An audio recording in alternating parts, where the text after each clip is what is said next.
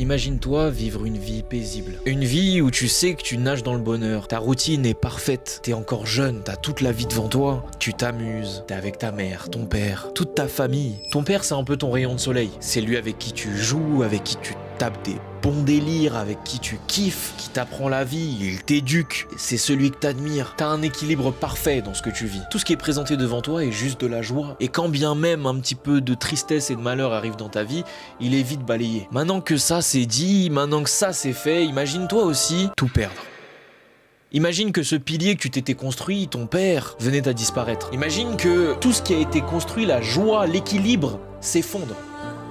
Et ce n'est pas la vie qui te le prend, ce n'est pas la nature qui te le prend, c'est l'humanité. L'humanité a décidé à ce moment précis que tu ne serais plus heureux dans ta vie. Je pense qu'il n'y a pas plus haute cruauté. Une personne est à l'origine de cette tristesse. Une personne est à l'origine de l'effondrement qu'il y a tout autour de toi. Une personne qui n'est sans doute pas consciente d'à quel point cette chose est importante pour toi, cette personne est importante pour toi et qui vit ce sacrifice qu'il a effectué pour toi comme si rien ne s'était passé. Imagine la haine, la colère et la tristesse qui grandit en toi. Imagine cette perception des choses qui devient de plus en plus noire. Imagine le bien et le mal ne plus être différenciés et juste voir le mal. Ne vivre que pour une seule chose, la vengeance. De l'amour à la haine, il n'y a qu'un pas. Le pas a été franchi, la haine a été gagnée. Alors que faire quand tu et dans la vengeance, que faire? L'exécuter pour retrouver une certaine paix, la mettre en place. Alors tu ne vaux plus que ça dans ta vie. Trouver la manière d'accomplir ta vengeance. Trouver la manière de faire que cet équilibre va revenir, ou en tout cas le penser. Ton but est devenu la vengeance. Ta réflexion est devenue la vengeance. Ta solution est devenue la vengeance. Et imagine maintenant que tout ça, tu ne puisses pas l'assouvir, tu ne puisses pas le faire, car tu n'as pas encore les épaules, tu n'es pas assez puissant, tu n'es pas assez réfléchi, assez mature, tu ne peux pas le faire. Et que pour le faire, tu te dois de flirter avec la chose que tu détestes le plus au monde, la personne qui t'a fait perdre cette humanité. Tu te dois d'être à ses côtés pour qu'au moment où toutes les conditions seront remplies pour assouvir ta vengeance, tu puisses être le premier à le faire. Et pendant ce temps, tu vas devoir accomplir des sévices, des choses horribles, des trucs que tu n'aurais jamais pensé faire dans un autre monde. Des choses qui prennent place uniquement parce que tu flirtes avec cette personne, uniquement parce que cette personne doit faire partie de l'équation pour trouver la solution de ta vengeance. De temps à autre, tu te rends compte de la situation et t'essayes d'y mettre fin, mais t'as toujours pas les épaules. T'as toujours pas les épaules. Et plus tu continues, et plus tu vis uniquement pour ça, et plus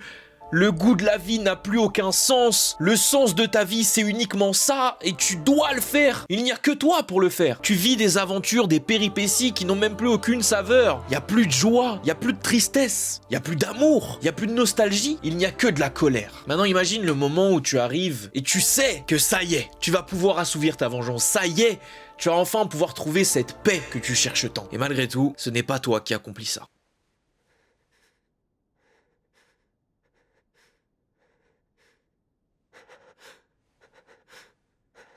Ce n'est pas toi qui accomplis cette vengeance.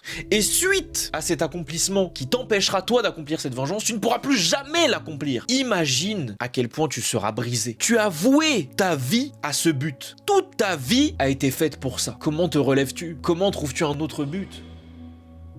Le temps passe et tu ne vis plus, tu survis. Tu ne sais même pas pourquoi tu vis d'ailleurs. Tu ne comprends même plus le sens de mourir. Tu ne comprends même plus le sens de vivre. T'es juste dans l'état d'existence. Et encore, même l'état d'existence, tu ne sais même pas ce que ça implique. Tu ne crois en plus rien, tu ne retrouves plus goût aux choses. Et tu erres sans but, dans l'espoir que quelqu'un t'ôte la vie. Et encore. Mais la vie, c'est ça aussi. C'est prendre conscience des choses. C'est arrêter de rester sur le passé. Aller de l'avant. Ne pas abandonner face à un obstacle. Face à des obstacles. Parce qu'on ne sait pas ce que la vie nous réserve. On ne sait pas ce qu'il y a devant nous. On ne sait pas qui on va rencontrer. Mais quand les choses nous sont présentées, mais quand les choses nous sont montrées et qu'elles nous veulent du bien, il faut les prendre. Parce que le bien qu'on peut avoir maintenant, c'est un bien à pouvoir exploiter sur la durée, c'est un bien à pouvoir entretenir, car demain sans ce bien-là, on peut être dans le malheur, et c'est ça la plus grande tristesse. Donc on commence à se relever, on commence à comprendre, on commence à prendre conscience, on commence à se pardonner d'avoir fait des erreurs, d'avoir été bête, on commence à pardonner son passé, pardonner les gens